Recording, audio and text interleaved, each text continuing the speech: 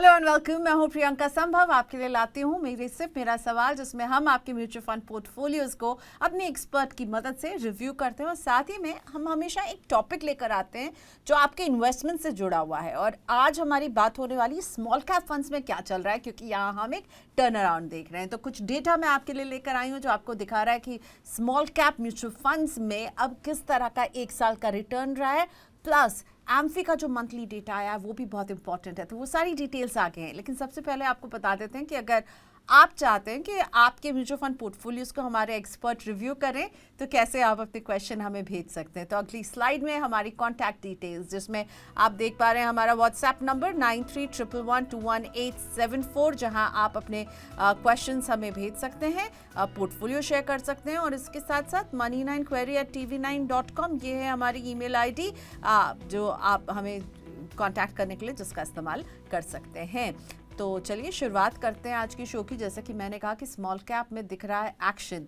तो पिछले करीब 2 साल से तो हमने स्मॉल कैप कंपनीज को बहुत ठंडा देखा और इनके अर्निंग ग्रोथ भी बहुत कमज़ोर रहे हैं। लेकिन मार्च 2026 तक जो सेगमेंट है उसके 2 ईयर रिटर्न्स भी जो फ्लैट दिख रहे थे, अब यहाँ टर्न अराउंड नज़र आ रहा है। तो अर्निंग स्लो डाउन से निकल करके अब यहाँ पर एक टर्न अराउंड जो नज़र आ रहा है, और इसलिए मैंने आपके लिए टॉप 5 कंपनियाँ जो स्मॉल कैप की हैं वो निकाली हैं। और इन फंड्स का आप रिटर्न देखिए, एक साल के रिटर्न में बैंक ऑफ इंडिया जो है उसका स्मॉल कैप फंड टॉप करता हुआ 29.4% के साथ 3 साल का रिटर्न भी इनका डबल डिजिट और 5 ईयर रिटर्न भी इनका डबल डिजिट है। मोतीलाल ओसवाल, क्योंकि अभी इससे 3 साल नहीं हुए तो इसका 1 ईयर रिटर्न 27.5% का है। ITI स्मॉल कैप की बात करें, इन्वेस्को इंडिया की बात करें या क्वांट स्मॉल कैप की, सबका तगड़ा रिटर्न आपको चार्ट में स्टैंड आउट करते हुए नजर आएगा। एक्सपर्ट्स को भी अब लग रहा है कि जो ये छोटी कंपनियां हैं इनके वैल्यूएशन अब कंफर्टेबल हो गए और यहाँ पर अब जो है अर्निंग्स भी बेहतर होती हुई नजर आएगी, और इसीलिए अब स्मॉल कैप जो है ऊपर की तरफ चलने के लिए तैयार हैं। अगर निफ्टी स्मॉल कैप 250 इंडेक्स की बात करूं तो मार्च लो से यहाँ पर भी एक रिकवरी दिख रही है। अब ये रहा एम्फी का मंथली डेटा जो हमें बता रहा है कि किस तरह, देखिए जनवरी से लेकर जुलाई आखिरी महीना देखिए, तो जनवरी में कहा 2942 करोड़ का इन्फ्लो आ रहा था, फरवरी में थोड़ा बढ़ा, मार्च में थोड़ा बढ़ा, फिर मई में हमने डिप देखा, जून में संभलने की कोशिश की, पर जुलाई में ये वो कैटेगरी रही है स्मॉल कैप जहां सबसे ज्यादा इन्वेस्टमेंट 7,768 करोड़ का आया है। तो स्मॉल कैप में क्या चल रहा है, इस एक्शन में एज एन इन्वेस्टर आपको क्या करना चाहिए? क्या आपको एक नया स्मॉल कैप चुन लेना चाहिए, क्योंकि अब यहाँ पर जो है रन अप की तैयारी हो रही है। जो मौजूदा स्मॉल कैप है वो उसमें क्या करें, क्या सभी स्मॉल कैप में हम ऐसे ही डबल डिजिट रिटर्न देखेंगे? इन तमाम सवालों का जवाब देने के लिए स्मार्ट एक्यूमेन कंसल्टिंग के फाउंडर धनंजय बंतिया मेरे साथ जुड़ चुके हैं। नमस्ते धनंजय जी, बहुत स्वागत है आपका। तो ये स्मॉल कैप में वापस से हम देख रहे हैं टर्न अराउंड आता हुआ, अच्छा परफॉर्मेंस नजर आ रहा है कुछ स्कीम्स का। इसे आप कैसे रीड कर रहे हैं, क्योंकि हमने अब स्मॉल कैप इंडेक्स में भी बढ़त जो है वो देखनी शुरू कर दी है। आप इसे कैसे देख रहे हैं धनंजय जी, स्मॉल कैप में क्या चल रहा है?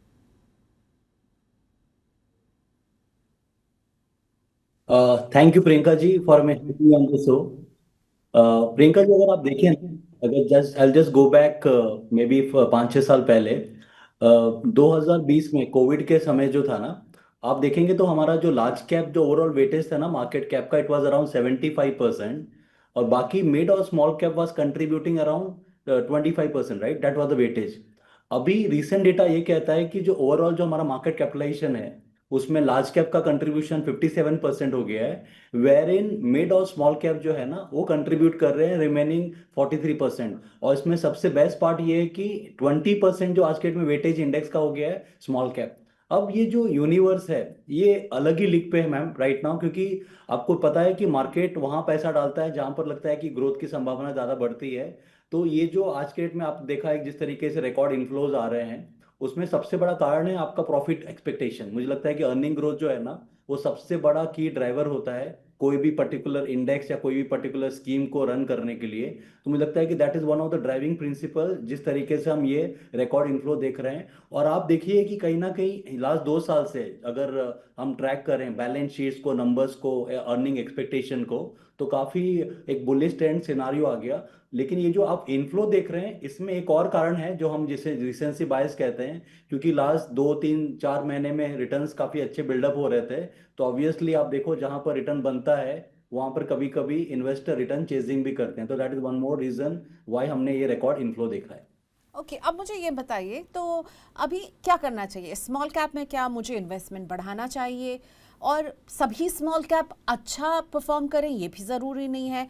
तो अगर आप कहेंगे कि हाँ आप एक स्मॉल कैप ऐड कीजिए, तो फिर कैसे मैं सिलेक्ट करूं? बिकॉज मैं एक रिटेल इन्वेस्टर हूं, मुझे नहीं पता ये आगे कैसा परफॉर्म करेंगे। अब मैं किस घोड़े पर दांव लगाऊं अभी?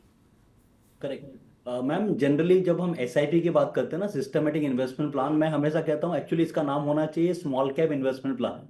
इसलिए मैं कहता हूँ, कारण क्या है कि हम जब बात करते हैं रुपी कॉस्ट एवरेजिंग की, रुपी कॉस्ट एवरेजिंग का एक्चुअली फाउंडेशन बनता है जहाँ वॉलेटिलिटी है, जहाँ फ्लक्चुएशन है। तो एज अ इन्वेस्टर मुझे ये पता है कि अभी हमने अच्छी रैली देखी है, आपने ऑलरेडी डेटा दिखाया कि कुछ कुछ जो फंड्स हैं उनका रिटर्न डबल डिजिट में है, 20 25+, that's a very fantastic return. कभी भी as a lump sum strategy, this is what I recommend to most of my investors, अगर आपको लमसम डालना है ना तो हमेशा स्टैगर्ड में होगा। लमसम कभी भी थोक में नहीं डालते हैं। अगर आपके पास सबसे 50 लाख रुपए हैं, if you want to commit for a long term in a small cap fund, आप कर सकते हैं स्टैगर्ड वे में। वही सेम रेशियो 40 30 30। तो अगर आपको लग रहा है कि यस यू आर बुलिश, आपको इसमें पार्टिसिपेट करना है, 40 रुपीज अभी डालिए, और रिमेनिंग जो पैसा है मे बी 3 से 6 महीना या 6 से साल भर में, अगर आपको कोई सिनारियो दिखता है जहां पर 5 10% का कोई हेल्दी करेक्शन आए, तो वहां पर आप री एंटर कर सकते हैं। तो मंत्रा बहुत सिंपल है। एसआईपी तो एवरग्रीन है। मुझे लगता है कि एसआईपी का जो फाउंडेशन है वो कहीं ना कहीं स्मॉल कैप ओरिएंटेड ज्यादा मुझे लगता है। बट लमसम के लिए स्टैगर्ड अप्रोच जो होगा ना, वो सबसे क्लासिकल अप्रोच होगा। रही बात स्कीम को लेके कि कौन सी स्कीम में हमको पैसा डालना है, वो डिपेंड करेगा अगेन फंड मैनेजर के ऊपर। आप स्कीम की कैश होल्डिंग देखिए, आपने जो डेटा पॉइंट दिखाया कि लास्ट 5 साल का ट्रैक रिकॉर्ड किया है, फंड मैनेजर जो मैनेज कर रहा है कितने साल से उस फंड के साथ कंसिस्टेंट है। और ये जो ओवरलैपिंग है ना, ये इसकी चैलेंजेस जनरली आपको स्मॉल कैप में बहुत कम मिलेगा। ऑन एन एवरेज हम देखेंगे तो इंडस्ट्री का रेशियो है अराउंड 18 to 20, जो कि एक बहुत हेल्दी ओवरलैपिंग रेशियो है। जहां पर अब दो स्मॉल कैप फंड लेते हैं तो वो सेम पोर्टफोलियो दूसरे फंड में होने की प्रोबेबिलिटी बहुत ऑलमोस्ट कम रहती होगी भी, तो 18 से 20%। तो you create a clean portfolio जहां ओवरलैपिंग नहीं है। और मुझे लगता है कि जिस तरीके से फंड का रिटर्न परफॉर्मेंस है, अगर एक 5 से 7 साल या 10 साल का टाइम फ्रेम है, तो डेफिनेटली एंट्री बन सकती है अभी। ओके, सो अब मैं यही चार्ट जो है रिटर्न्स का, मैं उसे बोलूँगी एक बार हम फिर से दिखाएं वो प्लेट। और मैं आपसे धनंजय जी ये पूछना चाहूँगी कि जब मैं bank of India small cap fund को देख रही हूँ तो 1 ईयर रिटर्न इसका 29.4 है। सो ये मुझे बिल्कुल एब्सोल्युटली नंबर 1 लग रहा है। लेकिन वहीं जब मैं देख रही हूँ आईटीआई स्मॉल कैप, तो वो 3 ईयर में जो है वो 26.5% CAGR दे रहा है, और 3 ईयर्स में बैंक ऑफ इंडिया का 24% के आसपास का CAGR दे रहा है। So how do I choose? क्योंकि ये जो है ना, ये वेरिएशन मुझे नजर आ रहा है। 1 ईयर में अगर मुझको बैंक ऑफ इंडिया का स्मॉल कैप टॉप पे दिख रहा है, लेकिन 3 ईयर में मुझे लग रहा है कि भाई आईटीआई का स्मॉल कैप ज्यादा बेटर परफॉर्म कर रहा है। इनफैक्ट इन्वेस्को स्मॉल कैप भी उनसे ज्यादा बेटर परफॉर्म कर रहा है। So how do I make my decision? Ma'am, investment में ना दो चीज इंपॉर्टेंट है, एक होता है दिशा और दूसरा होता है दशा। तो जब हम पूर्णिमा का चांद देखते हैं ना, तो हमको क्या लगता है कि ये कितना सुंदर दिख रहा है, लेकिन उसके नेक्स्ट दिन जो है ना सिनारियो कुछ और हो जाता है। और जब हम अमावस के दूसरे दिन वाला चांद देखते हैं तो कुछ सिनारियो और रहता है। तो आज क्या हो रहा है उसको देख के अगर हम ये प्रेडिक्ट करें कि हमको किस में डिप्लॉय करना है, it will not be good option. तो मुझे लगता है कि as a investor get it diversified. आप 2 3 स्कीम रखिए अपने पोर्टफोलियो में, क्योंकि आपको पता है कि इन्वेस्टिंग का एक थ्योरी कहता है the winners of today may not be the winners of tomorrow, और जो loser of today will not be the loser of tomorrow. तो ये रोटेशन चलता रहता है। एज ए इन्वेस्टर कभी बैंक ऑफ इंडिया का नंबर 1 में रहेगा, कभी आपका आईटीआई का रहेगा, कभी इन्वेस्को का रहेगा। This will all happen. But to create an healthy portfolio, at least मुझे लगता है कि 5 मार्क का जो 5 साल का जो एवरेज बेंचमार्क है ना, वो बहुत रेलिवेंट है कोई भी इन्वेस्टमेंट में। तो आप अगर अपने स्क्रीन में देखेंगे ना मैम, तो 5 साल में ऑन एन एवरेज देखिए घुमा फिरा के वही 21 से 22% के आसपास जो है ना CAGR हर फंड का एवरेज निकल जाता है। तो ज्यादा 1 2 साल के परफॉर्मेंस में दाव नहीं लगा के 5 से 7 साल जो रेफरेंस पॉइंट है ना, वो ज्यादा लॉजिकल रेफरेंस पॉइंट रहेगा मुझे डिसाइड करने के लिए कि मुझे पैसा कहाँ कमिट करना चाहिए। ओके, तो 5 ईयर का रिटर्न देखने में आपको ज्यादा एक राउंडेड अप्रोच आप ले पाएंगे। ओके, आपने कहा कि आप 3 से 4 स्मॉल कैप रख सकते हैं। क्या आप ये बहुत ही अग्रेसिव पोर्टफोलियो नहीं बन जाएगा? कितने स्मॉल कैप मुझे रखने चाहिए? ओवरऑल पोर्टफोलियो में स्मॉल कैप पर कितना एलोकेशन होना चाहिए? करेक्ट मैम, देखो हर पोर्टफोलियो की अलग अलग डिजाइनिंग होती है बेस्ड, आपने जैसे कहा कि इट इज एग्रेसिव पोर्टफोलियो और मॉडरेट पोर्टफोलियो और कंजर्वेटिव। लेकिन जहां पर 5 से 7 साल का टाइम फ्रेम है ना, मुझे लगता है कि अगेन ये बहुत इंपॉर्टेंट है। जितने हमारे व्यूअर्स देख रहे हैं, 5 से 7 साल का टाइम फ्रेम है, 2 से 3 तो आपके पास एटलीस्ट एक स्मॉल कैप का पोर्टफोलियो होना चाहिए if you are in a range of moderate to may be a aggressive investor. हाँ, जहां पर आप बहुत कंजर्वेटिव हैं, क्योंकि आपको पता है कि स्मॉल कैप में फ्लक्चुएशन भी ज्यादा होता है।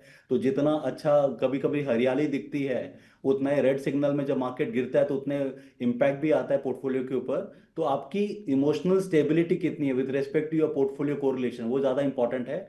एनी इन्वेस्टर जो मॉडरेट और एग्रेसिव कैटेगरी के हैं, जनरली 2 से 3 मिनिमम स्मॉल कैप फंड्स तो पोर्टफोलियो में इज रेकमेंडेड, क्योंकि यूनिवर्स बड़ा है। मैम 250 के नीचे बाकी सब यूनिवर्स है, एंटायर स्मॉल कैप का यूनिवर्स है। तो अभी हम बात कर रहे हैं से टॉप 500 की, तो 250 हम लार्ज और मिड कैप में छोड़ देते हैं, रिमेनिंग 250 स्मॉल कैप है, उसके नीचे माइक्रो कैप है।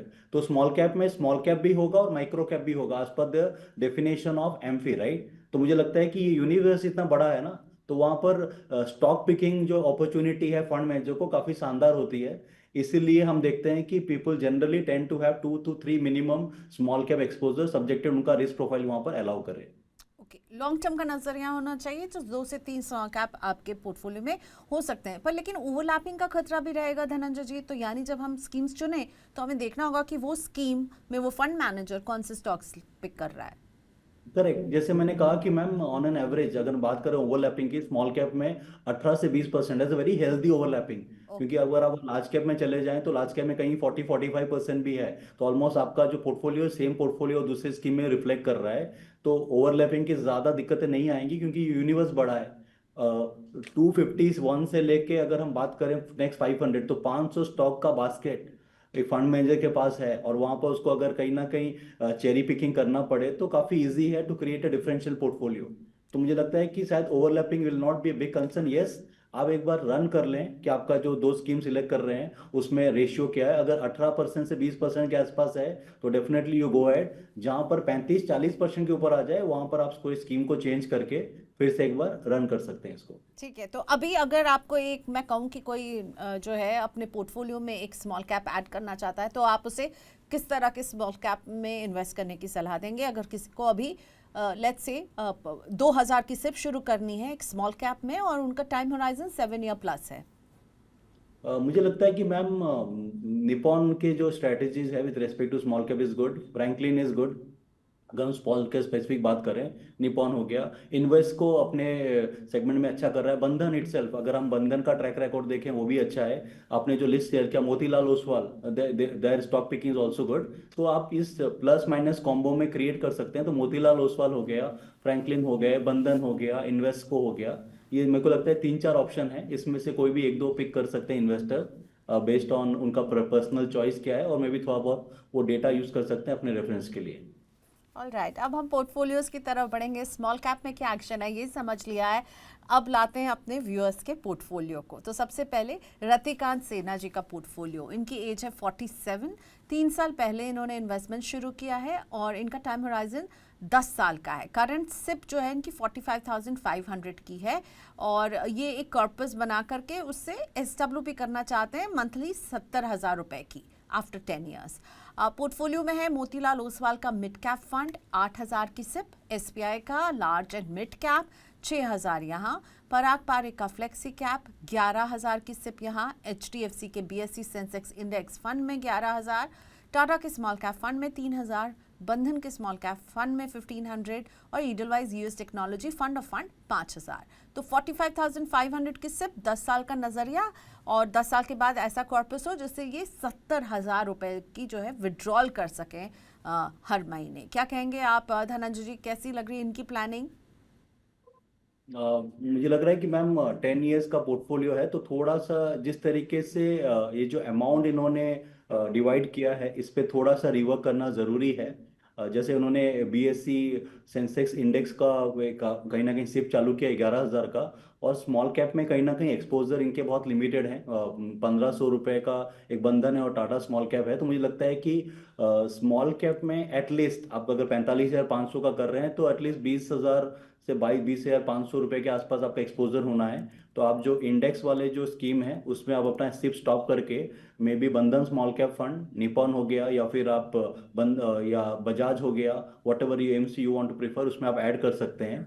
रही बात रतिकांत जी की, तो उन्होंने ये कहा है कि will continue for 10 years, already 3 साल पहले चालू कर चुका है। तो ऑलरेडी उनको इन्वेस्टमेंट को 13 साल हो जाएंगे। और अगर हम कैलकुलेट करें इनके कॉर्पस का वैल्यू, तो ऑन एन एवरेज अगर 12% के रिटर्न के हिसाब से एक्सपेक्ट करें तो portfolio will be around 1.6 to 1.7 CR। और मुझे लगता है कि ये जो विड्रॉल उनको चाहिए मंथली 70,000 रुपीज़, ये आराम से इस पोर्टफोलियो से हो सकता है। तो आपको रिकमेंडेशन है कि जो इंडेक्स आपने इंडेक्स फंड में सिप किया है उसको आप स्टॉप करके स्मॉल कैप्स में ऐड कर सकते हैं सेम अमाउंट। जो आपने टाटा स्मॉल कैप ऐड किया है शायद उसको रिमूव करके शायद दूसरे स्मॉल कैप एंटर कर सकते हैं। और बंधन में जो 1500 का एक्सपोजर है एटलीस्ट उसको मिनिमम 5 से 7,000 का रखिए, ताकि एटलीस्ट कुछ लॉजिकल जो बोलते हैं ना कि रैशनल रिटर्न आपका पोर्टफोलियो रिफ्लेक्ट कर पाए 10 साल के बाद में। ओके, सो आप कह रहे हैं कि इंडेक्स फंड जो है रतिकांत जी HDFC का, वो उससे निकल जाइए, टाटा का स्मॉल कैप जो है इससे निकल जाइए, और पैसे को आप बंधन के स्मॉल कैप में और एक और स्मॉल कैप भी ऐड कर सकते हैं। सो धनंजय जी, अगर मैं कहूँ एक और स्मॉल कैप, इनको आप क्या सजेस्ट करेंगे बेस्ड ऑन हिज पोर्टफोलियो? एक तो ऑलरेडी बंधन स्मॉल कैप है, एक और कहाँ पे ये पैसा अपना निवेश करें? निपॉन देख सकते हैं, निपॉन स्मॉल कैप एक ऑप्शन है, देखा जा सकता है। और मोतीलाल ओसवाल भी अच्छा है, उनकी स्टॉक पिकिंग स्ट्रेटजी अच्छी है, that is what we can look at. तो ये दो रिकमेंडेड है। एसबीआई भी देख सकते हैं, एसबीआई स्मॉल कैप, ये तीन में से कुछ भी एक पिक कर सकते हैं। ओके, सो चलिए, आपको क्या करना है बता दिया है, और ऐसा लग रहा है कि आप 1.6 to 1.7 करोड़ तक जो है एक्यूमुलेट कर पा रहे होंगे। ओके, अगला क्वेश्चन जो है वो यूट्यूब से हम पिक कर रहे हैं, और ये क्वेश्चन है अभिषेक पाल का। अभिषेक जी दो स्कीम्स के बारे में पूछ रहे हैं। एक है SBI का स्मॉल कैप जिसमें ये 1100 की सिप कर रहे हैं, और दूसरा है HDFC का मिड कैप, मिड कैप नहीं है सॉरी, मल्टी कैप। सो इसमें भी 1100 की सिप कर रहे हैं। तो एक है स्मॉल कैप, एक है मल्टी कैप। 17 ईयर्स का नज़रिया है इनके निवेश का, और इन्होंने कहा कि ये रिटायरमेंट के लिए इन दो स्कीम्स को इन्होंने पिक किया है। 2200 की सिप है, 17 साल तक करने वाले हैं। ओके, अभिषेक जी, देखो स्कीम तो दो ही है और अमाउंट भी डिफाइंड है, और स्कीम भी दोनों अच्छे हैं, तो शायद आई will not recommend any changes.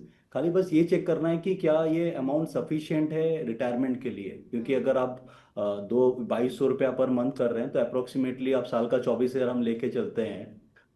तो शायद 24,000 और 10 साल का 2,40,000, और आप कैलकुलेट करें तो अप्रोक्सीमेटली 4 लाख। 4 लाख मतलब आपका पोर्टफोलियो का वैल्यू अगर हम 4 टाइम्स भी निकालें तो 16 से 20 लाख के आसपास पोर्टफोलियो वैल्यू रहेगा। क्या ये 20 लाख सफिशिएंट है रिटायरमेंट के लिए, इस पे एक बार आपको वर्कआउट करना पड़ेगा। और जिस तरीके से हमारे आसपास हम चीज़ों को रेट देख रहे हैं, सब जितने इन्वेस्टर्स हैं उनके एस्पिरेशन भी होते हैं, शायद ये रकम छोटी पड़ जाए। तो अगर बजट का इशू है तो कोई दिक्कत नहीं है, आप इसके साथ एटलीस्ट स्टेप अप कर लीजिए। और एटलीस्ट हर 3 साल में ना मुझे लगता है कि अपने पोर्टफोलियो को वर्कआउट करके यही एग्जिस्टिंग स्कीम में और अमाउंट ऐड करते रहिए, ताकि एटलीस्ट एक हेल्दी कॉर्पस 50 से 60 लाख आप क्रिएट करें। तो वो एटलीस्ट कुछ ना कुछ एक फाउंडेशन देगा कि आप एक रिटायरमेंट की कॉल ले सकते हैं। इस अमाउंट में शायद रिटायरमेंट का कॉल लेना मुझे नहीं लगता है कि शायद टेक्निकली आपको वैल्यू एडिशन मिले जो आप चाहते हैं अपने पोर्टफोलियो से। ओके, सो अभिषेक जी देख लीजिएगा, मतलब ये अमाउंट छोटी लग रही है, नज़रिया लंबा है। ये दोनों स्कीम्स अच्छी हैं, अमाउंट को बढ़ाना बहुत ज़रूरी होगा, क्योंकि 17 साल के बाद आप जब रिटायर हो रहे होंगे तो महंगाई के लिहाज से केवल इन दो स्कीम से आप वैसा कॉर्पस नहीं पहुंच पा रहे होंगे। ठीक है, सो कॉर्पस से ज़्यादा इंपॉर्टेंट है पैसा बढ़ाना, और स्कीम्स उसके साथ भी शामिल कीजिए। एक क्वेश्चन इब्राहिम जी का लेना चाहती हूँ मैं, और इब्राहिम जी के पास भी दो स्कीम्स हैं। 15 साल का ये नज़रिया रखते हैं, 30 लाख के टारगेट पर पहुंचना चाहते हैं, और दो स्कीम जहां ये सिप कर रहे हैं वो है Tata infrastructure fund 3,000, taurus ethical fund 3,000, यानी 6,000 की सिप, 15 साल का वक्त, और 30 लाख के टारगेट पर पहुंचना है इब्राहिम जी को। क्या कहेंगे धनंजय? मैम मुझे लगता है कि एथिकल फंड शायद बिकॉज एज पर रिलीजन उन्होंने वो डाला होगा, तो ठीक है, मतलब इंफ्रास्ट्रक्चर फंड्स अगर हम टाटा स्पेसिफिक बात करें तो मुझे लगता है कि अगर 15 साल का नजरिया है तो फ्रॉम अ इंफ्रास्ट्रक्चर फंड शायद वो कोई और दूसरे स्कीम में भी जा सकते हैं, मे बी कोई स्मॉल या फिर एक मल्टी कैप या फ्लेक्सी कैप कैटेगरी, क्योंकि यहाँ पर आप सेक्टोरियल स्पेसिफिक हो जा रहे हैं इंफ्रास्ट्रक्चर में। तो इतना छोटा पोर्टफोलियो में एक सेक्टोरियल फंड रखना शायद मैं रेकमेंड नहीं करूंगा।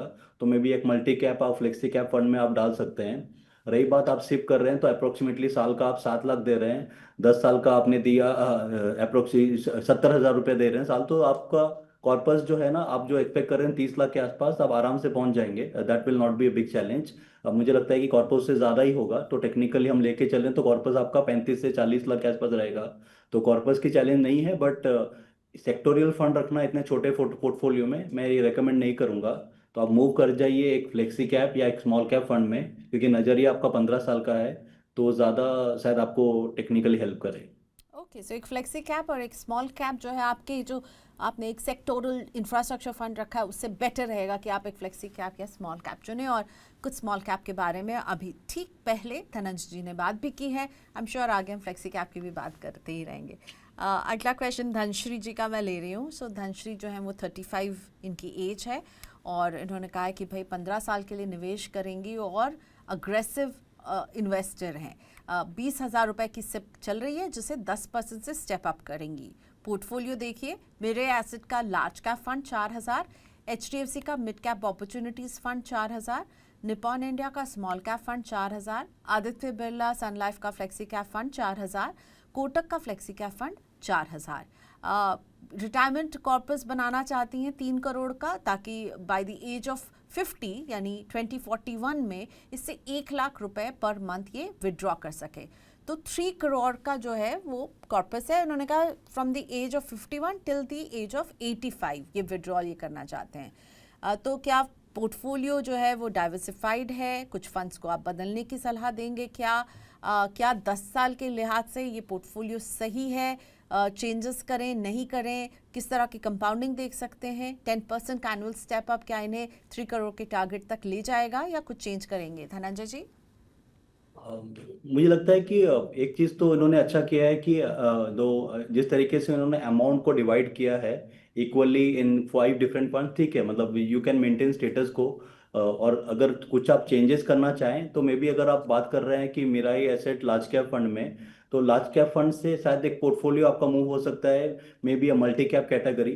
उसमें आपको तीनों का एक एलोकेशन रहे और फंड मैनेजर कहीं ना कहीं एक पैटर्न मेंटेन करे state with respect to mid और लार्ज का और स्मॉल कैप का 25% एक्सपोजर। अब रही बात, क्या ये सिप अमाउंट सफिशिएंट है? आपने इसे कहा कि एक 10% ये स्टेप अप करना चाहते हैं, तो आप 10% स्टेप अप करने के बाद भी मुझे लगता है कि आप जिस कॉर्पस की तलाश कर रहे हैं 3 करोड़, शायद वहां तक अमाउंट नहीं पहुंचे। तो आपके पास दो ऑप्शन है। पहला ऑप्शन है कि आप स्टेप अप 20% के हिसाब से कीजिए, तो आपका पोर्टफोलियो अराउंड 2.9 से 3 CR के पास पहुंच जाएगा। That is point number 1। या फिर दूसरा ऑप्शन है कि आपके सिप अमाउंट को आप कर लीजिए 35,000 पर मंथ। तो धनेश्वरी जी, आपके पास दो ऑप्शन है। अगर पहला ऑप्शन है कि ये 20,000 की सिप को आप बढ़ा के 35,000 कर सकते हैं, that is option number 1। Option number 2 is ये जो 10% आपने स्टेप अप सोचा है, इसको आप कर 20% कर देते हैं, तो आपका जो गोल है कि जहां पर आपको एक कॉर्पस क्रिएट करके विड्रॉ करना है for till the age of 80, तो आप पर आसानी से पहुंच सकते हैं। तो ये दो रिकमेंडेशन आपके लिए रहेंगे। और रही बात पोर्टफोलियो को लेके, तो मुझे लगता है कि पोर्टफोलियो में लार्ज कैप जो है उसको एक आप निकाल के मे बी एक मल्टी कैप आपके पोर्टफोलियो में ऐड किया जा सकता है, ताकि वो पोर्टफोलियो को और ज़्यादा कंसिस्टेंट रखे और एक वेल डाइवर्सिफाइड पोर्टफोलियो हम क्रिएट कर पाए। ओके, सो एक एडिशन मल्टी कैप का, बट आपने खुद ही लिखा है कि आप अग्रेसिव इन्वेस्टर हैं तो अग्रेसिवली स्टेप अप करना होगा, क्योंकि 10% के स्टेप अप से आप 3 करोड़ का टारगेट नहीं हासिल कर पाएंगे। 20% का स्टेप अप कीजिए या फिर सिप को अप फ्रंट 35,000 पर ले जाइए, तब 10% के स्टेप अप से बात बनेगी। ठीक है, सो अमाउंट बढ़ाने की ज़रूरत है। स्कीम्स धनंजय कह रहे हैं कि अच्छी हैं। HDFC mid cap opportunities, Nippon India small cap, Aditya Birla का फ्लेक्सी कैप, कोटक का फ्लेक्सी कैप। बस जो एक लार्ज कैप आपने रखा है ना मेरे एसेट का, उसकी जगह पे एक मल्टी कैप ज़्यादा बेटर सूटेड रहेगा आपके इस पोर्टफोलियो के लिए। अगला क्वेश्चन हम ले रहे हैं, ये जो यूट्यूब हैंडल है इनका नाम है अजनबी।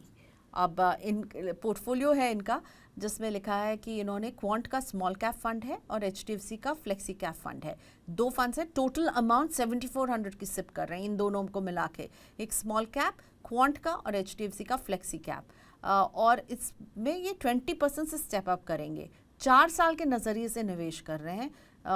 सो कहा माई service is still 27 years left the portfolio, sorry, तो सर्विस यानी ये 27 साल तक अभी निवेश करने वाले हैं। पोर्टफोलियो अभी जो है ये 2 से 4 साल पुराना है।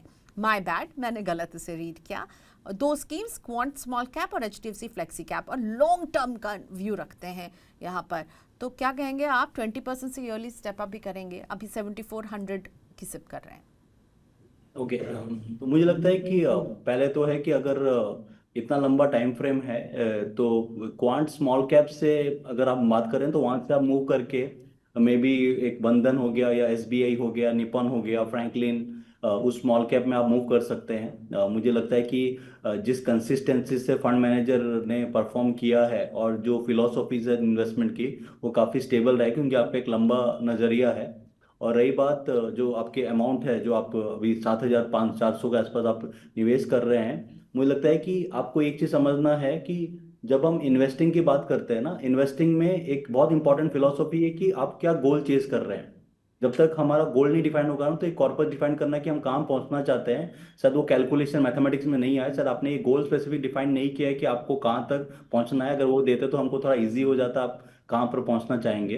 तो मेरा सभी व्यूअर से रिकमेंडेशन, एक निवेदन है कि आप जब भी नेक्स्ट टाइम अगर अपना डेटा शेयर कर रहे हैं, तो एक चीज़ ये बताइएगा कि आपका लक्ष्य क्या है।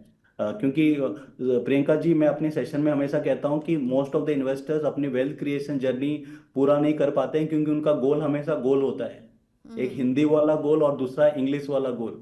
तो जो हिंदी वाला गोल और इंग्लिश वाला गोल में जो ए है ना, दिस इज वेरी इंपॉर्टेंट कि work direction we are chasing.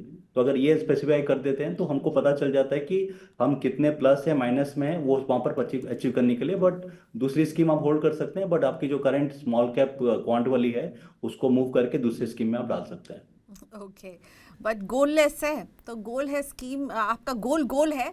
और धनंजय जी को लगता है कि ऐसे में ना आधी अधूरी जानकारी और बातचीत ही हम कर पाते हैं। सो प्लीज़ जो लोग अपने क्वेश्चन भेज रहे हैं, अगर गोल और टाइम होराइजन स्पेसिफिकली बता सकें, और हाँ, अपने नाम भी भेज दीजिएगा। अब जैसे मैं ये क्वेश्चन ले रही, अजनबी राम नाम था। एक और क्वेश्चन देख रही हूँ, सीक्रेट स्केचर, क्या आप अपना नाम बताएंगे, secret sketcher?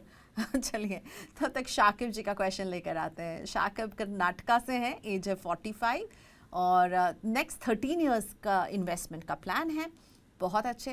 HDFC flexi cap 25,000 की सिप, ICICI की मल्टी एसेट में भी 25,000, निपॉन का मल्टी कैप 20,000 रुपए की सिप कर रहे हैं, कोटक के मिड कैप में 20,000, बंधन के स्मॉल कैप में 20,000, टाटा गोल्ड ETF में 20,000। अच्छा, इन्होंने कहा कि ये निपॉन के मल्टी कैप में स्टॉप करना चाह रहे हैं, क्योंकि उन्हें लग रहा है कि ये HDFC फ्लेक्सी कैप से बहुत ज़्यादा दोनों के बीच में ओवरलैप है, सेम स्टाइल है, और हमारे एक्सपर्ट से भी इन्होंने शो में सुना है, और उसकी जगह वो SBI कॉन्ट्रा चुनना चाह रहे हैं। ठीक है, तो निपॉन हटा करके SBI कॉन्ट्रा में जाना चाह रहे हैं, निपॉन के मल्टी कैप से।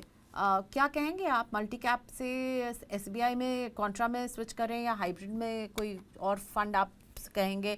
एंड ओवरऑल पोर्टफोलियो कैसी दिख रही है आपको? 1,30,000 is a good amount Shakib ji. मुझे लगता है कि अभी जैसे आपने कहा कि ओवरलैपिंग है, तो definitely you can move. But अभी जिस तरीके से मैं इकोनॉमी को देखता हूँ, मुझे लगता है कि जितने भी हमारे व्यूअर्स हैं ना, कॉन्ट्रा जनरली एक कॉल होता है जो वैल्यू कॉल होता है, राइट। अब इन्वेस्टिंग में इसको हम बोलते हैं फैक्टर इन्वेस्टिंग, जहाँ पर आप क्वालिटी हो गया, मोमेंटम हो गया, वैल्यू हो गया, तो हर एक इंटरेस्ट रेट के जो साइकिल में ना वो मूव करता है, राइट।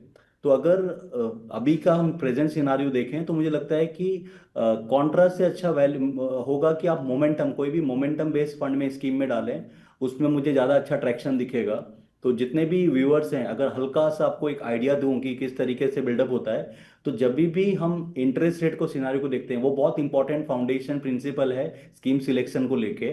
तो जहां पर हमको लगता है ना कि इंटरेस्ट रेट हमको हल्का सा डिक्लाइन फेज में या फिर एक न्यूट्रल फेज में है, तो वहां पर मोमेंटम जो फंड्स होते हैं ना, उनका परफॉर्मेंस काफी बेटर होता है। और जहां पर हमको लगता है कि इंटरेस्ट रेट राइजिंग सिनारियो में है, जहां पर हमको लगता है कि शायद हमारी जो सेंट्रल बैंक है इंटरेस्ट को और रिवाइज कर सकती है, तो वहां पर आप यहाँ पर डाल सकते हैं आपका वैल्यू में। तो अभी का जो सिनारियो है मुझे लगता है कि इस बेटर साकिब जी आप फोकस करें कोई मोमेंटम बेस्ड फंड में, बहुत सारे एएमसीज का है। तो आप जब सर्च करेंगे एक्सिस मोमेंटम फंड होगा, शायद आपको कोटक का मिल जाए या फिर निपॉन का मिल जाए। तो आप मोमेंटम स्कीम्स में ज़्यादा बेटर आपको मुझे लगता है कि एक्सपीरियंस रहेगा आज compare to getting into a contract fund.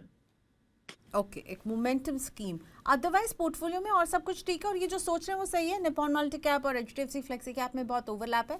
Are you with him on correct. This decision? Correct, क्योंकि मैम जब भी दो स्कीम हम कंपेयर करते हैं जनरली हम उसको टेस्ट रन करते हैं इन सॉफ्टवेयर की एग्जिस्टिंग पोर्टफोलियो में क्या है ऑलरेडी। जैसे कहा कि हमारे इस चीज़ को कोई व्यू कोई एक्सपर्ट ने ये व्यू दिया है, अगर उन्होंने व्यू दिया है तो ऑब्वियसली उन्होंने चेक किया होगा कि शायद ओवरलैपिंग ज़्यादा है, तो why to have duplication in the portfolio. तो अगर ऑलरेडी हमारे इस चैनल के माध्यम से कम्युनिकेशन गया है तो मुझे लगता है कि लेट्स स्टिक टू इट। आप उससे एग्जिट कीजिए और डेफिनेटली आप दूसरा एक एड ऑन मोमेंटम बेस्ड कोई फंड कर सकते हैं, ताकि आपका, क्योंकि एससी अमाउंट आपकी अच्छी है और आपने फंड को ठीक से सेग्रीगेट भी किया है। मुझे जनरली क्या होता है कि 1,20,000 में मैंने कुछ कुछ इन्वेस्टर्स को प्रियंका जी 25 से 30 स्कीम में डालते हुए देखा है, in fact more than that, right. तो मुझे लगता है कि एटलीस्ट वो जो सेंस ऑफ इन्वेस्टिंग है ना कि कितना वेल डाइवर्सिफाइड होना है, ओवरलैपिंग होगा नहीं होगा, तो मुझे लगता है कि इतना मैच्योरिटी बिल्डअप हो चुके हैं, इन्वेस्टर्स को समझ में आ रहा है कि यस मुझे क्या चाहिए क्या नहीं चाहिए इस पोर्टफोलियो में। मुझे लगता है कि it is good to go portfolio for this current time frame. Okay, so बिल्कुल सही सोच रहे हैं। हमारे एक्सपर्ट ने भी आपसे बात की और वो बिल्कुल आप सही लाइन में हैं, ये तो धनंजय भी मान रहे हैं। ओके, अगला क्वेश्चन जो है मैं लेना चाह रही हूँ वही सीक्रेट स्केचर जी का क्वेश्चन लेकर आते हैं आपके लिए। सो नाम अभी तक नहीं आया है पर क्वेश्चन है हमारे पास, यूट्यूब से पिक किया है। ईडलवाइज के मिड कैप में 1500 की सिप चल रही है, अबैकस के फ्लेक्सी कैप में 1500 नई स्कीम, वाइटो कैपिटल के मल्टी एसेट में 1000, अबैकस के स्मॉल कैप में 1500 और यूनियन के स्मॉल कैप में भी इन्होंने कितना निवेश किया? यूनियन के स्मॉल कैप में 4000। ओके, यस 4000 और हीलियोस का स्मॉल कैप 1500। ओके, सो कितने स्मॉल कैप हैं? 1 2 3 और तीनों ही फैली न्यू एएमसीज हैं। बैकस और हीलियस तो नहीं है, यूनियन थोड़ा सा इनसे ज़्यादा एक्सपीरियंस्ड होंगे शायद। सो बैकस के 2 स्कीम्स भी हैं इनके पास, फ्लेक्सी कैप भी है और स्मॉल कैप भी है। सो मिड कैप में ईडलवाइज है, बैकस का फ्लेक्सी कैप है, वाइटो कैपिटल का मल्टी एसेट है, फिर 3 small cap, Bacchus small cap, union का स्मॉल कैप और हीलियोस का स्मॉल कैप। क्या कहेंगे आप? मुझे लगता है कि सीक्रेट स्केचर ने अपना पोर्टफोलियो को थोड़ा स्ट्रेच कर दिया है। स्केच और स्ट्रेच मुझे लगता है कि सिनोनिम्स है। शायद इतना सारे scheme I will not recommend 11,000 के सिप में। हाँ, और अभी खास मुझे लगता है कि ये फ्रेश अभी इन्वेस्टिंग जर्नी चालू किया है आपने शायद, क्योंकि एबेकस हो गए या फिर आपने हेलियोस बात कही, this are all new entrance to the mutual fund industry, हमारे जो एएमसी बिजनेसेस हैं। तो मुझे लगता है कि अगर आप पहली बार एक्सपीरियंस कर रहे हैं तो कुछ कुछ वेटरन फंड्स और कुछ नए फंड्स का कॉम्बिनेशन जो है ना वो ज़्यादा आपके पोर्टफोलियो को बेहतर स्टेबल करता है। जैसे एडलविस आपने कहा कि मिड कैप है, okay you continue mid cap में। कोटक आप देख सकते हैं, Kotak is been good performer, ICICI mid cap में बहुत अच्छा परफॉर्म कर रहा है। तो मे बी आप मूव कर सकते हैं from Edelweiss mid cap to Kotak और may be ICICI mid cap. और रही बात स्मॉल कैप्स की, तो स्मॉल कैप्स में जैसे हेलियोस की आपने बात किया, परफॉर्मेंस अच्छा है, न्यू एंट्रेंट है। बट ओनली थिंग इज हमारे पास ज़्यादा बैक डेटा और हिस्ट्री नहीं है स्टडी करने के लिए कि किस तरीके से इनका पास्ट परफॉर्मेंस रहा है, right. Abakkus is a new entrant even though Sunil संघानिया जी जो हैं वेटरन फंड मैनेजर रहे हैं, but running an AMC and running a fund it's a different business all together. तो कहीं ना कहीं मुझे लगता है कि थोड़ा सा समय देना चाहिए। हाँ, अगर 2-3 जैसे आप मैंने आपने स्टार्टिंग में कहा था कि एक स्मॉल कैप का फंड का परफॉर्मेंस एटलीस्ट 5 से 7 साल का बेंचमार्क होना चाहिए, तो अगर हम स्मॉल कैप में कमिट कर रहे हैं तो एटलीस्ट उतना डेटा पॉइंट हमको रिलेवेंट रहे। यस, 1 और 2 एक्सपेरिमेंटल स्कीम आप कर सकते हैं, ये आपका इंडिविजुअल चॉइस है, बट इंश्योर दैट आपके पोर्टफोलियो में जुगलबंदी रहे from players which are already in the market, उसके साथ में एक touch with respect to new entrant. ये कॉम्बिनेशन आपके पोर्टफोलियो को बेटर करेगा। और नंबर ऑफ सिप को अपना 2 या 3 या 4 मैक्सिमम, उससे ज़्यादा बिल्डअप करने की कोशिश मत कीजिए। और अगर आपने कर दिया है तो I will not ask you to stop, क्योंकि एक बार क्या होता है ना, स्टॉप होने के बाद फिर से शुरुआत नहीं होती है। लेकिन आप ये इंश्योर कीजिएगा कि आपका जो फ्यूचर जो भी इन्वेस्टमेंट हो ये इसी स्कीम में जाए। एक दो जो मैंने चेंजेस की रेकमेंड की है वहां से निकल के आप, जैसे आप मैंने आपको एडलविस का मिड कैप बोला निकलने के लिए, तो वहां आप कोटक में डाल सकते हैं। तो फ्रेश सिप उसी स्कीम में जाए, आपको नए स्कीम और ऐड लेने की जरूरत नहीं है। ओके, अगला क्वेश्चन संजीव जी का है। लुधियाना से है संजीव। यूट्यूब पर इन्होंने क्वेश्चन भेजा है। तो इनके पास है मोतीलाल ओसवाल का स्मॉल कैप, जहां 2000 की सिप संजीव कर रहे हैं। मोतीलाल ओसवाल के निफ्टी मोमेंटम 200 इंडेक्स 30 फंड में 2000 की सिप कर रहे हैं। HDFC मिड कैप में भी 4000 की सिप कर रहे हैं। तो 8000 ये हो गए, 224 और ये 8, और पराग पारी के फ्लेक्सी कैप में भी 4000, 12000 की सिर्फ चल रही है। 10 साल का नजरिया है संजीव जी का, और संजीव जी की एज है 50। ओके, तो मुझे लगता है संजीव जी 10 साल के लिए पोर्टफोलियो अच्छा है आपका। 12,000 की आप सिप कर रहे हैं, तो अप्रोक्सीमेटली आप लेके चलो कि ऑन एन एवरेज पोर्टफोलियो आपका ठीक ठाक मे बी 25 से 30 लाख का पोर्टफोलियो आप बिल्डअप कर सकते हैं। 30 लाख के आसपास पोर्टफोलियो बिल्डअप हो जाएगा, 12% कंपाउंडिंग।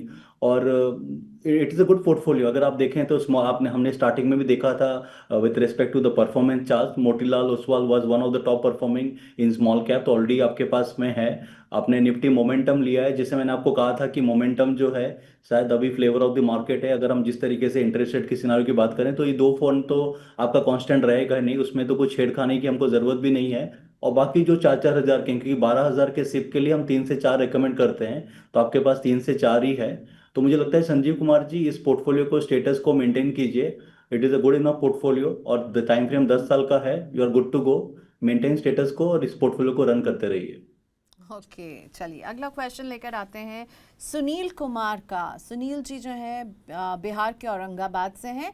इनकी एज है 55, और इनका पोर्टफोलियो लेकर आते हैं पराग पारी का फ्लेक्सी कैप, जिसमें 2000 की सिप कर रहे हैं सुनील। कैनरा रोबेको के लार्ज कैप में 2000 की सिप कर रहे हैं।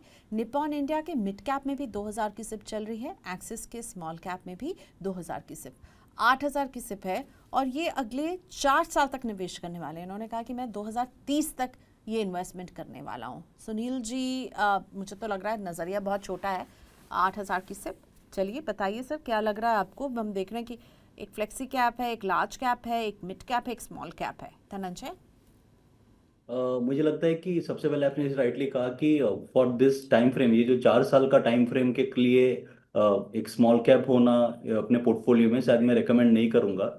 क्योंकि जितने भी व्यूअर्स हैं, अगर आपका नज़रिया 5 साल के अंदर है, क्योंकि आपको एक मैथमेटिक्स ऑफ सिप समझना है कि जब हम सिप चालू करते हैं ना, से फॉर एग्जांपल आज आपका पहला इंस्टॉलमेंट कटता है और आपने 3 साल का सिप किया है, तो आपकी पहले इंस्टॉलमेंट का 3 साल पूरा होता है, लेकिन जो लास्ट इंस्टॉलमेंट करता है ना, उसका सिर्फ 1 ही साल हुआ है। तो ऑन एन एवरेज आपका एवरेज होल्डिंग पीरियड कितना हुआ? 1.5 साल, राइट। तो सेम वे जो हमें व्यूअर्स देख रहे हैं, अगर आप अपने हमेशा कैलकुलेट कीजिएगा कि मेरे एवरेज होल्डिंग पीरियड क्या है, तो आपका एवरेज होल्डिंग पीरियड अगर 5 से 7 साल नहीं है मिनिमम, तो मुझे लगता है कि कहीं ना कहीं आप कोई भी फंड लें, चाहे वो मिड कैप हो या स्मॉल कैप कैटेगरी हो, आपके पोर्टफोलियो में अगर वॉलिटिलिटी रहता है तो शायद वो परफॉर्मेंस को इम्पैक्ट करे। लार्ज कैप, हाइब्रिड कैटेगरी और मे बी लॉन्ग डेट फंड, ये तीन जो है ना, ये अच्छे कॉम्बिनेशन है 3 से 4 साल के टाइम फ्रेम के लिए। तो मुझे लग रहा है कि लार्ज कैप फंड्स में इससे आप अपनी बढ़ाइए। स्मॉल कैप और मिड कैप का जो आपने ऐड किया है सर, उसको आप एक बार पॉज करके मे बी एक हाइब्रिड कैटेगरी, मे बी एक मॉडरेट हाइब्रिड हो या फिर एग्रेसिव हाइब्रिड हो, वो कैटेगरी ज़्यादा सूट करेगा, ताकि आपके 4 साल में जो भी स्पेसिफिक गोल हैं आप वहां पर अचीव कर सकते हैं। यानी साल का 4 लाख रुपए आप टोटल पे करेंगे।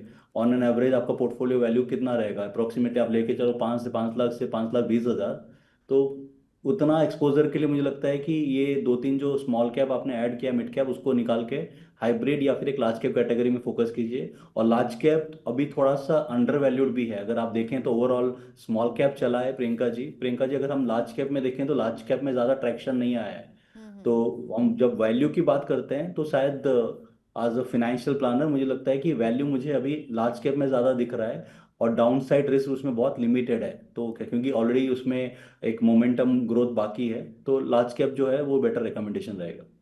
सो ऑलरेडी है लार्ज कैप इनके पास, तो उसमें ही कंटिन्यू भी करें, राइट। राइट, और जो स्मॉल कैप है उसको एक बंद करके लार्ज कैप में आ जाए या कोई हाइब्रिड कैटेगरी में आ जाए, स्मॉल या मिड कैप कैटेगरीज। ओके, सो एक्सिस का स्मॉल कैप है, उसको स्विच करने की सलाह दे रहे हैं आपको धनंजय जी। ओके, अगला क्वेश्चन बहुत इंटरेस्टिंग है। पोर्टफोलियो से ज़्यादा मुझे इस क्वेश्चन में एक जो दिक्कत लगी, जो बहुत सारे इन्वेस्टर्स कंफ्यूज हो जाते हैं। संदीप जायसवाल जी ने कल हमें लाइव ये सवाल पूछा था और मैंने कल के शो के कमेंट बॉक्स से ये सवाल इनका पिक किया है। इन्होंने कहा कि भाई मेरे पास टर्म इंश्योरेंस है और मैं SIP भी करता हूँ, अब इन्हें 3,000 रुपये आगे इन्वेस्ट करना है, तो पूछ रहे हैं कि SIP करूं या एक यूलिप प्लान में इसको निवेश करूं, क्या बेटर रहेगा? धनंजय जी, ये बहुत ही एक फंडामेंटल बेसिक क्वेश्चन है और लोग सिप और यूलिप में बहुत कंफ्यूज हो जाते हैं। मुझे लगता है कि मैम हमको दो चीज समझना है। यूलिप का एक्चुअली जो मेन पिचिंग पॉइंट जब हम बात करते हैं ना, तो वो होता है taxation part, to very honest. क्योंकि बोला क्या जाता है कि वो इंश्योरेंस और इन्वेस्टमेंट का कॉम्बो है। अब हमको एज ए इन्वेस्टर ये समझना है, वेरी इंपॉर्टेंट फॉर जितने हमारे व्यूअर्स हैं। जब हम बात करते हैं यूलिप की ना, ULIP is unit link insurance plan, जहां पर आप एक प्रीमियम देते हैं। सपोज आप साल का 50,000 प्रीमियम देते हैं, तो आपको 5 से 10 गुना प्रोटेक्शन होता है इंश्योरेंस का। और बाकी जो आपके जो इन्वेस्टमेंट्स की जो ग्रोथ होती है ना, वो मार्केट लिंक रहती है। तो जैसे NAV म्यूचुअल फंड में डिक्लेयर होता है, उसका भी वैसा ही होता है। लेकिन आपको ये जानना है कि जब मैं वो कर रहा हूँ, तो what is the inbuilt charges. तो अगर मुझे कोई स्कीम दे रहा है 15% रिटर्न या 12% रिटर्न, और मेरे इनबिल्ट जो चार्जेस हैं वो 4% है, तो मुझे नेट ऑफ चार्जेस कितना आया, 8%। अगर वो टैक्स फ्री भी है, मुझे 8% आ रहा है, तो ये मैंने पहला मैथमेटिक्स निकाला। सेकेंड इज, मैंने कहीं म्यूचुअल फंड में शिफ्ट किया, अगर मुझे वहां पर 12-13% मिले, और मुझे अगर टैक्स 12.5% लगता है और नेट ऑफ टैक्स मुझे कट के अगर 10.5% आ रहा है, तो ये जो 2.5% का जो एक्स्ट्रा मिल रहा है ना, इसका जो 15 साल का कंपाउंडिंग होगा, ये पोर्टफोलियो में काफी बड़ा डिफरेंस क्रिएट कर देगा। तो मेरा रिकमेंडेशन रहता है कि आप जब भी कुछ पॉलिसी लें, खाली टैक्सेशन आपका एक रीजन नहीं होना चाहिए। आप चेक कीजिए कि इनबिल्ट चार्जेस कितने हैं, नेट ऑफ चार्जेस मुझे क्या रिटर्न बन रहा है। अगर नेट ऑफ चार्जेस जो रिटर्न बन रहा है पोस्ट जो, क्योंकि टैक्स फ्री होने के बाद, क्या ये टैक्स देने के बाद उससे ज़्यादा है। अगर ज़्यादा है तो यूलिप में जाइए। अगर आपको लगता है कि नहीं, उससे ज़्यादा नहीं हो पाएगा, तो definitely SIP is the route जो आपको फॉलो करना चाहिए। Okay, alright. Sandeep ji in fact live भी जुड़ गए हैं, सो आई होप आपने अपने सवाल का जवाब यहाँ पर सुन लिया होगा संदीप जी। अगला क्वेश्चन लेकर आते हैं। मैं यूट्यूब लाइव से ही एक क्वेश्चन जो पिक करना चाह रही थी वो था अभिषेक जी का। आसाम से हैं अभिषेक, और इन्होंने अपनी वाइफ का पोर्टफोलियो हमसे शेयर किया है। और ये जो है, उनकी वाइफ की एज है 42, और निवेश जो ये कर रहे हैं वो 15,000 रुपये की कर रहे हैं, 17 साल का नज़रिया। तो इन्होंने स्कीम्स की सिप नहीं, बल्कि उसमें जो इनका पूरे इन्वेस्टमेंट का जो परसेंटेज है वो बताया है। तो UTI निफ्टी 50 इंडेक्स फंड और पराग पारिक फ्लेक्सी कैप फंड में 20%। ईडलवाइज के मिड कैप में 35% ऑफ 15,000 इज गोइंग, एंड बंधन के स्मॉल कैप में 25%। ओके, सो सबसे ज़्यादा मिड कैप में जा रहा है। ईडलवाइज के मिड कैप में 35%, बंधन के स्मॉल कैप में 25%, UTI निफ्टी 50 इंडेक्स फंड और पराग पारिक में 20% ईच। क्या 15,000 को इस तरह से जो डिवाइड किया इन्होंने, ये सही है? आपको लग रहा है ये प्रोपोर्शन? नज़रिया तो लंबा है, 17 साल तक इन्वेस्ट करने वाले हैं। ओके, प्रियंका जी, मुझे लग रहा है कि प्रोपोर्शन इज ओके, बट शायद स्कीम में कुछ चेंजेस करना पड़े। एडलविस मिड कैप से may be he can move to a Kotak और ICICI मिड कैप फंड। ये शायद मैं ऑन द फेस एक सजेशन दे सकता हूँ, अगर आपको कुछ चेंजेस करना हो अपने पोर्टफोलियो में। क्योंकि स्कीम 3 से 4 बनता है, आपने उतना मेंटेन किया है, बंधन स्मॉल कैप अच्छा परफॉर्म कर रहा है। और आपका जो सेकेंड है पराग पारिक, अपने फ्लेक्सी कैप में वेटरन फंड है, बट अभी थोड़े से परफॉर्मेंस को चैलेंज है। बट मुझे लगता है कि हर फंड हाउस उसके थ्रू क्रॉस करता है। हाँ, रही बात निफ्टी 50 इंडेक्स की, अगेन अगर आपकी प्रोफाइलिंग में जहाँ आप कंजर्वेटिव इन्वेस्टर हैं, आपको लग रहा है कि इतना ज़्यादा उतार चढ़ाव नहीं देखते हैं, तो शायद वो चल सकता है। लेकिन क्योंकि टाइम फ्रेम लंबा है, तो शायद एक इंडेक्स फंड के वजह में मुझे लगता है कि शायद मैं एक मल्टी कैप या फिर एक और स्मॉल कैप ऐड कर दूं अपने पोर्टफोलियो में। तो इतना हल्का फुल्का चेंजेस करना पड़ेगा। तो पहला, एडलवेज मिड कैप से आप कोटक या ICICI मिड कैप में आ जाइए, या फिर HDFC का mid cap is also good. Second is, आप इंडेक्स फंड से उसको अमाउंट को ट्रांसफर कर सकते हैं स्मॉल कैप फंड में। और बाकी जो पराग पारिक और आपने जो बंधन मेंटेन किया, उसको स्टेटस को मेंटेन कीजिए। Portfolio is good. ओके, ठीक है।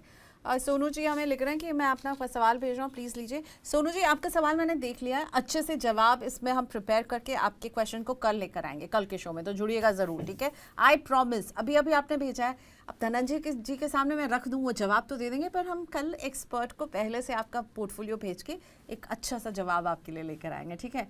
तब तक प्रभात जी का हम क्वेश्चन ले लेते हैं। सो प्रभात जी का जो क्वेश्चन है काफ़ी लंबा है, क्योंकि इन्वेस्टमेंट हॉराइजन भी काफ़ी लंबा है। 29 इनकी एज है, अभी शादी नहीं हुई है, और 30 से 32 साल तक ये निवेश करने वाले हैं, ठीक है?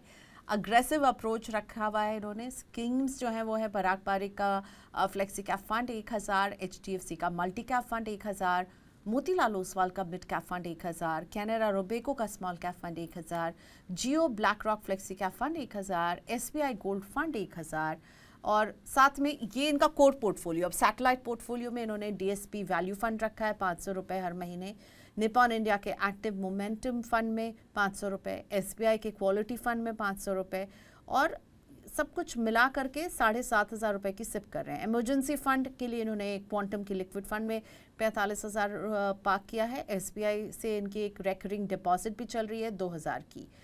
अब आगे के लिए ये सोच रहे हैं कि इनको कहाँ और निवेश करना है, और अब उसमें जो सोच रहे हैं उसमें कह रहे हैं क्या मैं Kotak multi cap, Edelweiss mid cap या बंधन स्मॉल कैप ऐड करूं, या ICICI approve business cycle fund, Mirae asset large and mid cap fund, Invesco India large and mid cap. Okay, so बढ़ाते रहेंगे इस अपने इन्वेस्टमेंट को, स्टेप अप करेंगे, और 7 से 8 करोड़ का कॉर्पस अचीव करना चाहते हैं।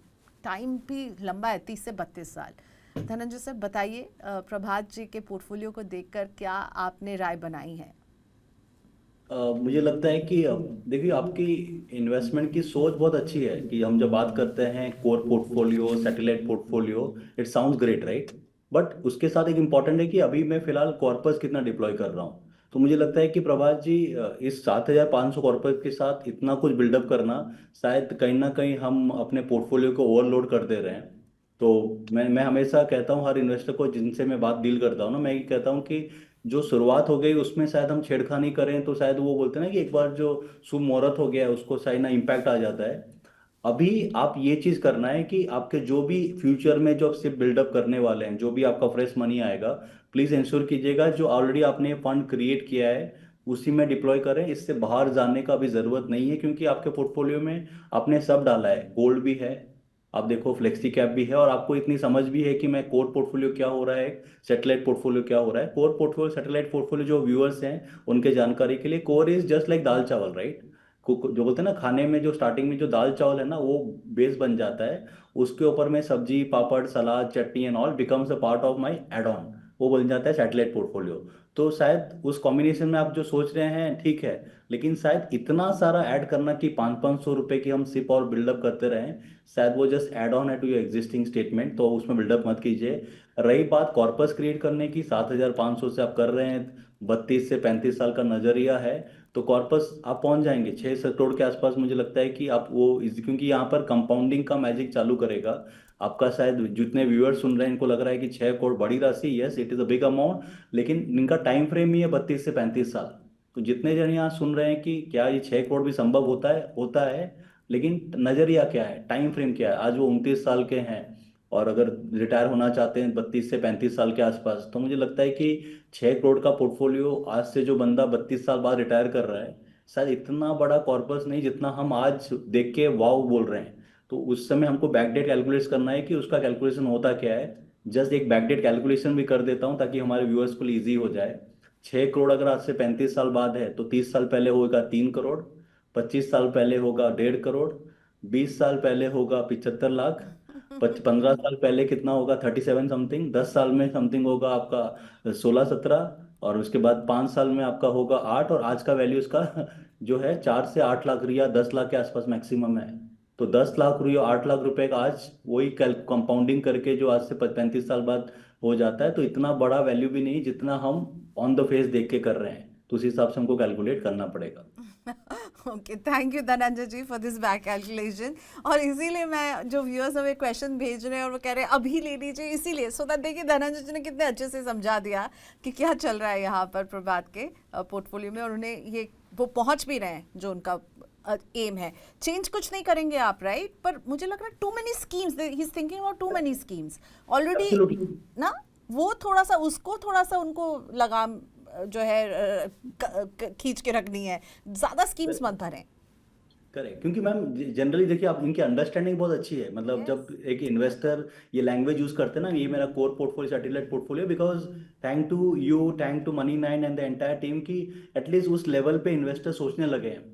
बट खाली वही है कि कभी कभी जो हम सोचते हैं और जो हमारा करंट सिनारियो है ना, एप्लीकेशंस, वो जो बोलते हैं ना कि knowledge is power, but when you apply that knowledge, आप किस तरीके से उसको अप्लाई करते हैं वो ज़्यादा इंपॉर्टेंट पावर क्रिएट करता है। तो खाली बस इस हल्का सा अगर हम फाइन ट्यूनिंग कर लें तो चीज़ें आसान, जैसे 500 की सिप, मैं अमाउंट के खिलाफ नहीं हूँ कि 500 करें हम 1000 करें, शायद वो 500 में ना वो हमको पोर्टफोलियो में मजे नहीं आते जो हम देखना चाहते हैं इम्पैक्ट। शायद स्कीम भी अच्छा परफॉर्म करे, सिर्फ 500 रुपये डाला है, अगर जैसे फॉर एग्जाम्पल किसी ने मोतीलाल ओसवाल में 500 रुपये किया है और स्कीम 20% दे रहा है, तो मुझे रिटर्न कितना एक्स्ट्रा हुआ, साल का मुझे सिर्फ 100 रुपये ही मिला, बिल्कुल। या फिर साल का हमको 1000 रुपये मिला, तो इतना इन्होंने सब्सटेंशियल सारे अपने पोर्टफोलियो। सैटेलाइट पोर्टफोलियो में सभी में 500 किया, तो 3 जगह 500 को स्प्लिट करने की जगह एक हो तो बेटर रहेगा।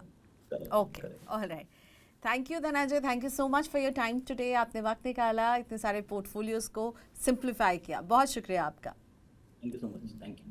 ओके, सो धनंजय बंथिया थे, आज आपके क्वेश्चंस के जवाब दे रहे थे। अपने पोर्टफोलियोज भेजते रहिए। सोनू जी को मैंने वादा किया कि कल उनका क्वेश्चन लेकर आऊँगी, और आपकी जो भी पोर्टफोलियो हज़ार है, मेरी कोशिश होती है ज़्यादा से ज़्यादा पोर्टफोलियोज लेने की। पोर्टफोलियोज कैसे भेज सकते हैं? हमारा व्हाट्सएप नंबर और ईमेल आईडी अगली स्लाइड में आपको दिख जाएंगे। 9311211874 व्हाट्सएप कीजिए यहाँ पर। ईमेल करने में ज़्यादा कंफर्टेबल है तो money9query@tv9.com पर ईमेल कीजिए। ऑलराइट, आज मैं आपसे यही इजाज़त लेती हूँ, कल होगी मुलाकात। नमस्कार।